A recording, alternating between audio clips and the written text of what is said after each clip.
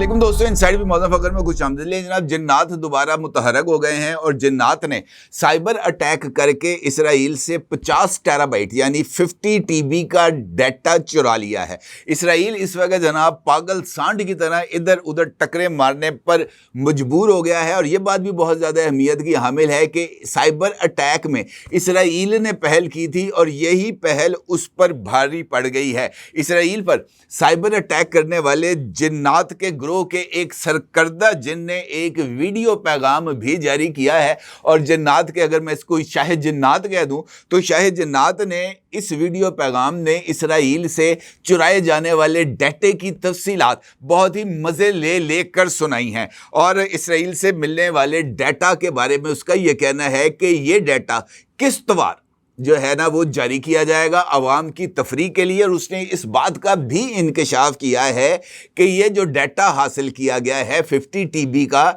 इस डाटा के अंदर इसराइल के ऐसे गहरे राज छुपे हैं जो मंजर आम पर अगर आ गए तो जनाब इसराइल किसी जगह पर मुंह दिखाने के लायक नहीं रहेगा। इस वीडियो पैगाम में शाह जिन्नात ने कौन कौन से इंकशाफात किए हैं जनाब, इसके ऊपर बात करते हैं। जिन्नात के इस ग्रोह ने जो वीडियो पैगाम जारी करवाया है उसमें इस ग्रोह का उन्होंने एक नाम भी मुतारफ कराया है और जिन्नात के इस ग्रोह ने अपने आप को साइबर सपोर्ट फंड के नाम से मुतारफ कराया है और इसराइल पर किए जाने वाले साइबर अटैक के बारे में उनका यह बताना है कि ये इनफैक्ट जिन्नात महज किसी एक मुल्क के नहीं थे, बल्कि जिन्नात के इस ग्रुप के जो ताने बाने हैं वो कई मुस्लिम ममालिक से जाकर जुड़ते हैं। यानी जिन्नात ने अपना कोई कंसोर्शियम टाइप कोई एक इदारा बना लिया। शाह जिन्नात का यह कहना था कि इसराइल ने, ये जब ईरान और इसराइल के दरमियान जंग जारी थी तो इसराइल ने इनफैक्ट पहल की थी। पहल करते हुए इसराइल ने ईरान के ऊपर एक साइबर अटैक किया था और मुख्तलिफ ईरानी जो बाशिंदे हैं उनके व्हाट्सएप को हैक कर लिया गया था। ना सिर्फ व्हाट्सएप को हैक कर लिया गया था बल्कि सरकर्दा अफराद की जो पोजीशन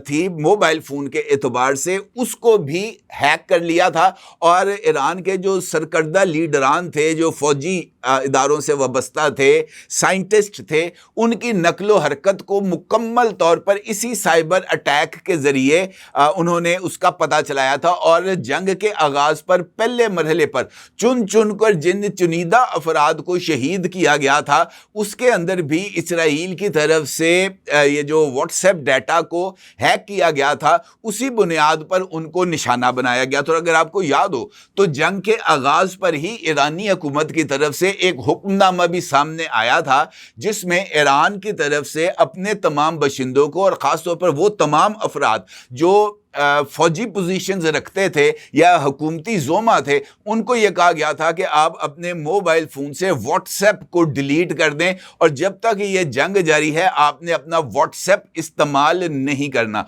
उसकी वजह भी यही थी कि जनाब इसराइल ने उनके मोबाइल फ़ोन्स तक एक्सेस हासिल कर ली थी और इसराइल के पास ये टेक्नोलॉजी कोई आज की नहीं है। इससे पहले भी इसराइल ने ये जो मोबाइल फ़ोन एक्सेस का उसने जो एक सॉफ्टवेयर बनाया था जिस का नाम उन्होंने पेगासस रखा था, उसके जरिए भी उन्होंने मुख्तलिफ लोगों के मोबाइल फोन्स को हैक किया था और उन्होंने ये टेक्नोलॉजी यानी पेगासस सॉफ्टवेयर उन्होंने फॉर सेल रखा था। इंडिया ने भी ये जो है ना पेगासस सॉफ्टवेयर उनसे ख़रीदा था और फिर उन्होंने मुख्तलिफ लोगों के मोबाइल फोन्स पर उसके ज़रिए दस्तरस हासिल की थी। अगर आपको याद हो कि जिस वक्त ये पेगासस उन्होंने लॉन्च किया था उस वक्त इमरान खान साहब पाकिस्तान के वज़ीर आज़म थे, उन्होंने भी अपने जो है ना मैलवेयर के बारे में शायद कुछ उनको इल्म होगा तो उन्होंने भी अपना आईफोन जो है उसका इस्तेमाल तर्क करके एक नया फ़ोन ले लिया था ताकि उनको अपना मोबाइल डाटा से बचाव किया जा सके। शाह जिन्नात का यह कहना है कि इसराइल की इस कार्रवाई के बाद साइबर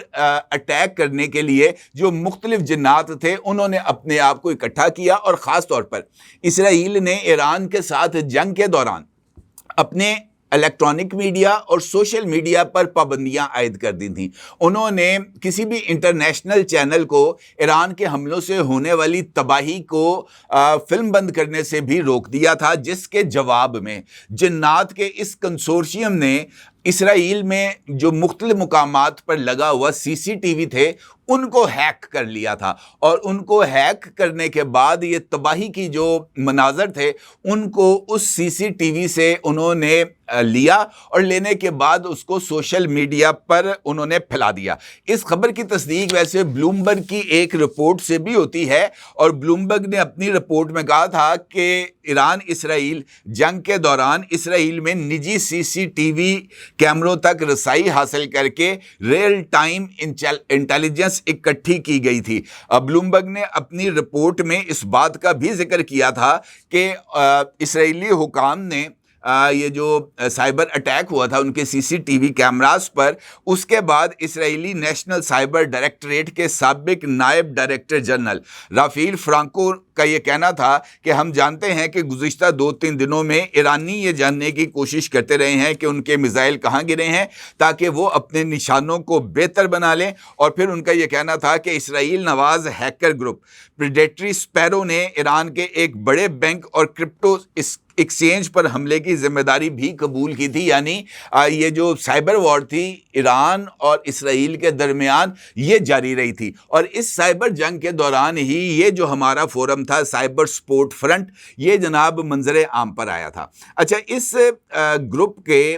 یہ جو ان کے جو سربراہ یا سرکردہ افراد جنہوں نے ویڈیو بیان جاری کیا ہے، اس میں ان کا یہ کہنا تھا کہ یہ صرف عام ہیکنگ نہیں تھی، بلکہ اسرائیل کے اس ہیکنگ کے ذریعے بنیادی مواصلاتی ڈھانچے کی ریڑھ کی ہڈی کو توڑنے کا منصوبہ تھا۔ انہوں نے اس بات کا بھی انکشاف کیا کہ اسرائیل کو اپنے ڈیفنس سسٹم پر بڑا ناز تھا کہ جناب یہ آئرن ڈوم ہے، اس کو توڑا نہیں جا سکتا۔ ان کا یہ کہنا ہے کہ ہم نے اپنے سائبر اٹیکس کے ذریعے اسرائیل کے آئرن ڈوم کو بھی نہ صرف متاثر کیا، بلکہ آئرن ڈوم جو انٹرسیپٹر میزائلز فائر کرتا تھا اس کی جی پی ایس پوزیشننگ کے اندر بھی خلل ڈالا گیا، اور پھر جناب یہ والے جو انٹرسیپٹرز تھے یہ اسرائیل کے اوپر بھی گرتے رہے۔ ان کا یہ بھی کہنا تھا کہ یہ جو ڈیٹا حاصل کیا گیا ہے یہ اسرائیل کے مختلف جو سسٹمز ہیں جن میں سیٹلائٹ مواصلات یعنی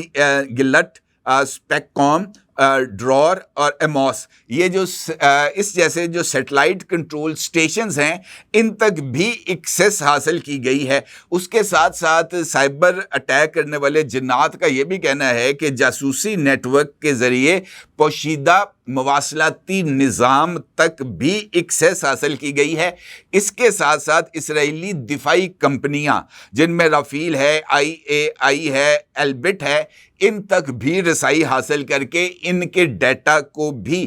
حاصل کیا گیا ہے۔ اس کے ساتھ ساتھ اس ہیکنگ کے ذریعے انفراسٹرکچر نیٹ ورکس، پانی، گیس اور بجلی کے کنٹرول سسٹمز پر بھی رسائی حاصل کی گئی ہے، اور سب سے بڑھ کر یہ کہ حکومتی نیٹ ورک، کابینہ اور نیشنل کمانڈ کنٹرول سینٹر تک بھی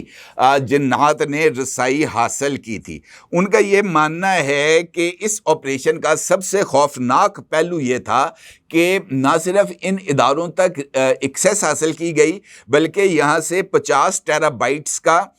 ڈیٹا بھی نکال لیا گیا، جن میں ممکنہ طور پر اسرائیلی missile defence locations, nuclear infrastructure اور فوجی انٹیلیجنس جیسے اہم ترین ایشوز بھی شامل تھے۔ یہ جو ہیکنگ کرنے والے جنات کا گروپ ہے یعنی سائبر سپورٹ فرنٹ، اس کا یہ دعویٰ ہے کہ انہوں نے اسرائیل کے یہ جو سارے کے سارے سٹرکچر تھا ان کی گورنمنٹ کا اور ان کے اداروں کا، جس میں ان کے فوجی اور نیوکلیئر انسٹالیشنز بھی شامل تھیں، اس کو نہ صرف انہوں نے حاصل کیا ہے بلکہ یہ ڈیٹا ایکوائر کرنے کے ساتھ ساتھ ان کے سسٹمز میں ایسے خلل بھی پیدا کیے ہیں جس کے نتیجے میں اسرائیلی فوج اپنے میزائل، ڈرونز، حتیٰ کہ جنگی طیاروں کی درست کمانڈ کی پوزیشن بھی کھو بیٹھی تھی۔ اس کے ساتھ ساتھ ان کا یہ بھی کہنا ہے کہ یہ جو اسرائیل کا یہ جو دفاعی نظام ہے اس کے خلل کے ساتھ ساتھ اس کو بھی یقینی بنایا گیا ہے کہ اسرائیل کو مستقبل میں بھی سائبر اور الیکٹرانک وارفیئر کا سامنا کرنا پڑے گا. یعنی یہ جو سائبر اٹیکس اسرائیل پر کیے گئے ہیں یہ مسلسل جاری رہیں گے، کیونکہ ان کا یہ ماننا ہے کہ یہ اسرائیل کی طرف سے جوابی کارروائی ہے جو کی جا رہی ہے. اس کے ساتھ ساتھ اس بات کا بھی انکشاف کیا گیا ہے، یہ جو جنات کا جس کو میں شاہ جنات کہتا ہوں، مکوٹھا پہنا ہوا ہے،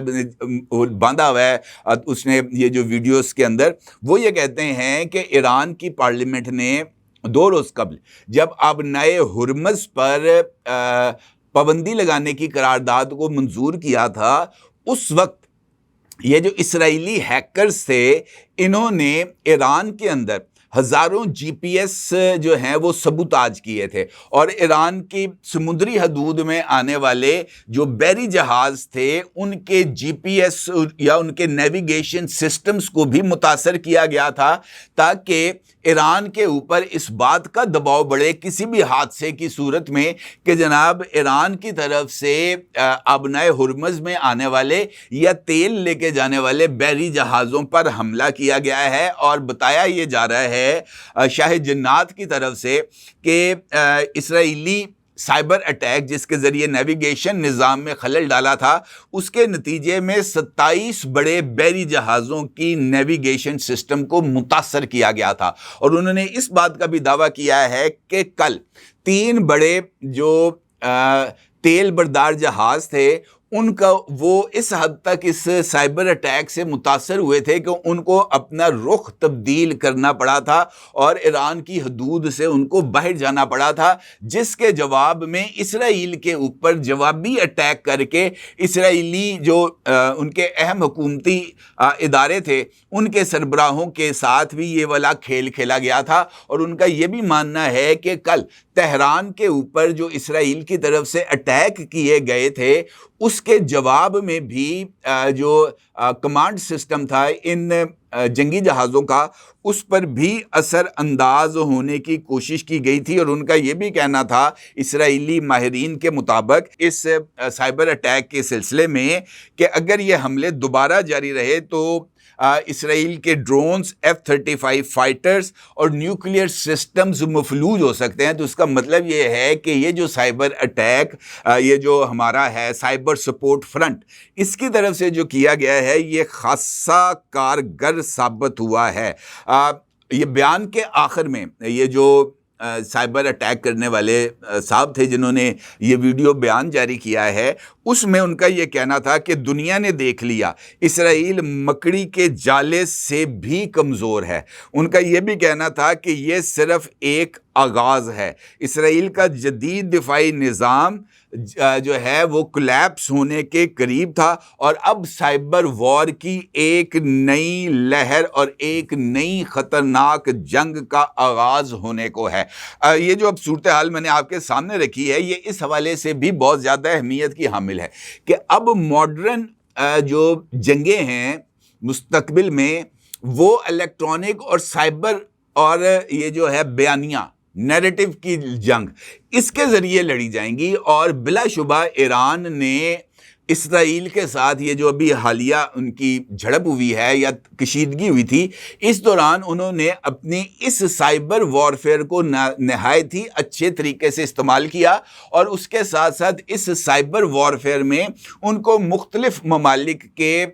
جو سائبر ایکسپرٹس تھے ان کا بھی ساتھ ملا، جس کی وجہ سے یہ ایک کوارڈینیٹڈ ایفرٹس جو ہیں وہ ہمارے سامنے آئی ہیں، جس کے حوالے سے پہلے بھی میں نے آپ کی خدمت میں یہ پیش کیا تھا ایک جنات کی کارروائی کے حوالے سے. اب یہ پتہ چلا ہے کہ یہ جو 50 ٹیرا بائٹ کا ڈیٹا حاصل کیا گیا ہے اس ڈیٹے کی تفصیلات بھی یہ جو نقاب پوش ہیکر تھے جن کو میں نے شاید جنات کے نام سے پکارا ہے ان کا یہ ماننا ہے کہ اسرائیل سے حاصل ہونے والی اس حساس ترین انفارمیشن کو بہت جلد عوام کے ساتھ شیئر کیا جائے گا، دنیا کے سامنے رکھا جائے گا اور اسرائیل کے چہرے سے نقاب کو نوچا جائے گا اور یہ بتایا جائے گا کہ جناب اسرائیل نے کس کس کے ساتھ مل کر کس کس طرح کی سازشیں رچی ہیں مسلمانوں کے خلاف۔ لہٰذا یہ جو جس طرح انہوں نے کہا ہے کہ گیم آن ہے اور یہ ڈیٹا کی جو مزید تفصیلات ہیں یہ سامنے آئیں گی تو پھر پتہ چلے گا کہ جناب اسرائیل کتنے پانی میں ہے اور اسرائیل کا یہ جو سارے کا سارا دفاعی نظام اب جنات کے ہتھے چڑھ گیا ہے، تو جنات اب اور کون کون سے کھیل کھیلیں گے، سب کچھ بہت جلد سامنے آ جائے گا۔ اپنی رائے ضرور اظہار کیجیے گا۔ آپ کو بہت شکریہ۔ اللہ حافظ۔